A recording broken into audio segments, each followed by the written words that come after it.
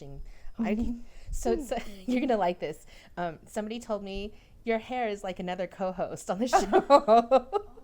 I was so mad at him, but it's true because I said my hair looked dumb last time, and he's like, I thought your hair looked fine last time. I saw that. You looked fine. 1, 2, 3. Post Show and Tell with Dr. Ken. Welcome to Post Show and Tell with Dr. Ken. I'm Joz Wang, your host. This is my guest co-host. Hi, I'm Nimmi Harasgama, and I'm an actor, activist, and playwright. This episode, The Master Scheduler. Tell us about it.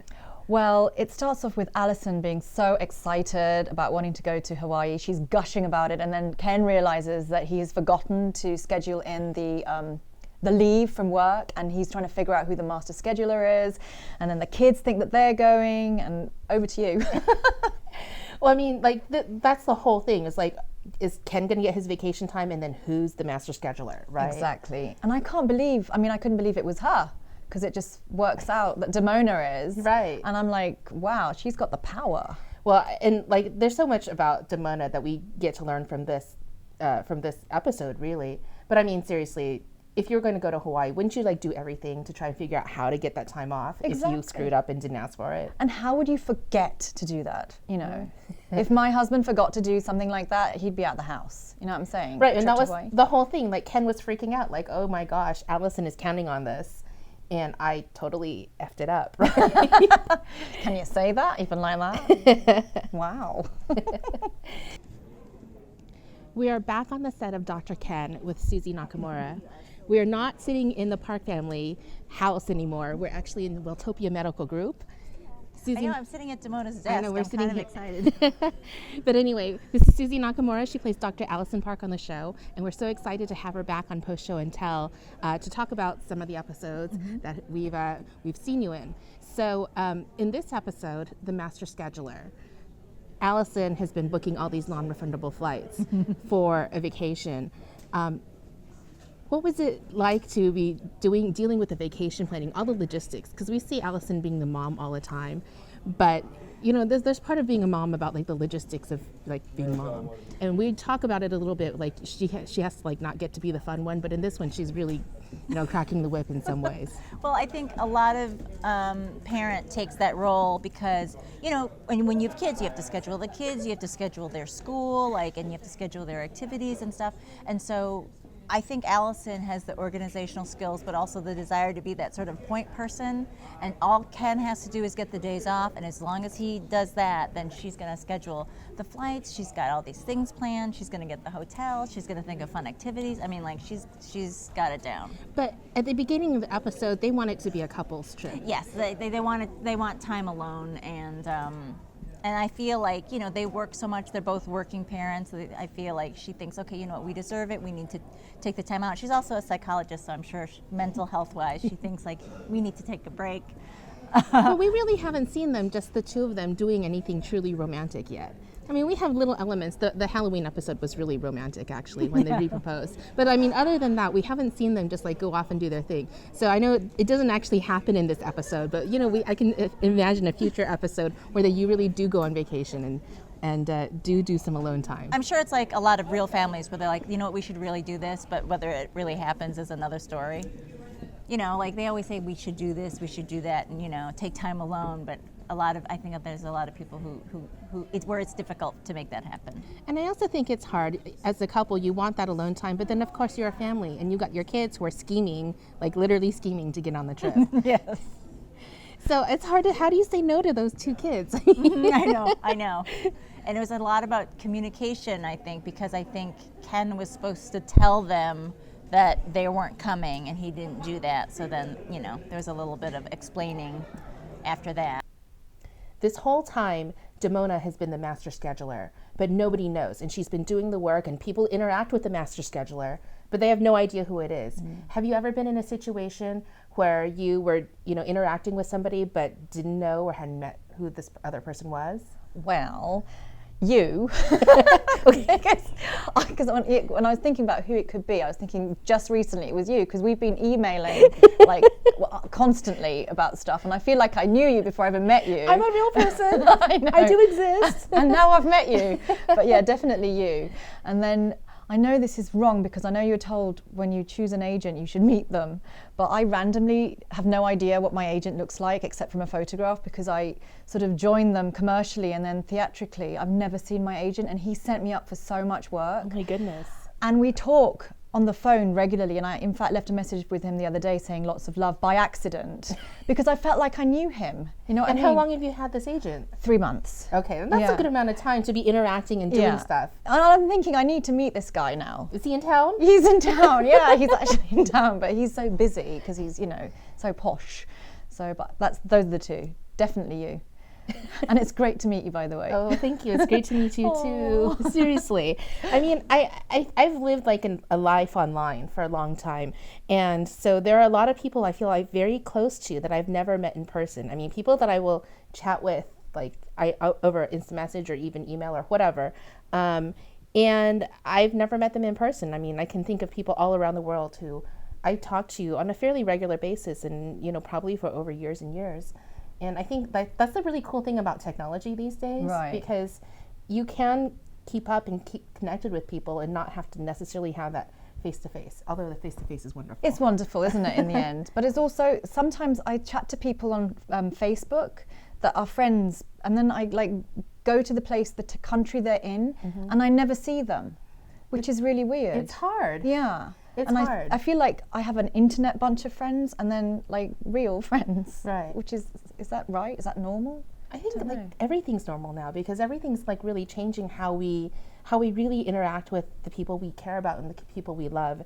And I just think like I remember, I don't know how old you are, but I remember how when we were kids, like that long distance phone call, how expensive it was and how it's like, hurry up and talk faster. Yeah, Get the phone to somebody else because, you know, I it was totally just so relate. hard to even have a phone conversation with somebody who wasn't like, not even across the country, Yeah. like, you know, not local, right? I so relate to that because I went to boarding school and my parents were back in Sri Lanka for the longest time and we were allowed one phone call a week with our parents. It sounds like jail. It was like jail. It was horrible. It was like a Church of England school. And I remember we were allowed to speak to them for 10 minutes. Oh my gosh. And that was, I treasured that Yeah. phone call. So I totally know. Did you like have to think about like, in 10 minutes, I have only 10 minutes, what am Yeah. I going to say to them this week? Exactly. I Did used you, to like, write. plan I it? used to write. And my dad was always a note writer, you know. So I used to take notes about what I was going to tell them.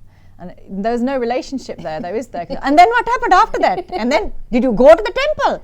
It's like, did you break that coconut for me so I can get my exams? Well, and that was it. And you just don't, you know. And they go, time's up. Hello.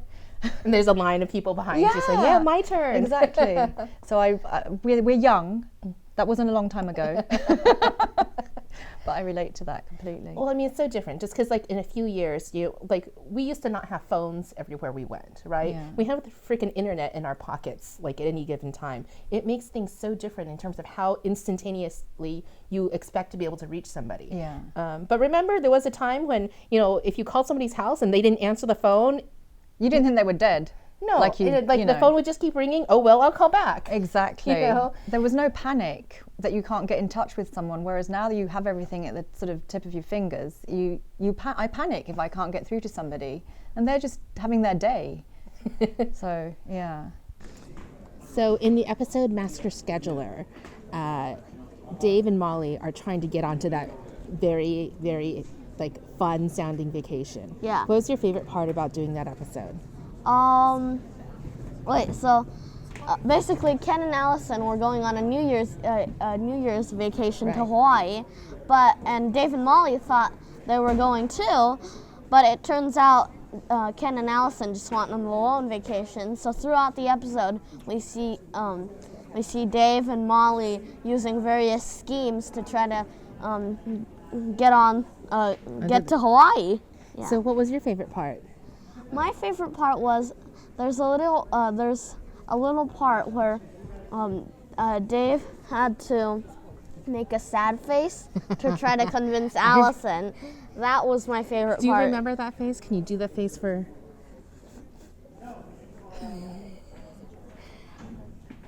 See, I don't know how you say no to that face. So no wonder at the end, Molly and Dave got to go on the trip. Yeah, Ken and Allison were just like, oh, let's just bring the kids on the trip. but it turns out Ken didn't get the days. Yeah.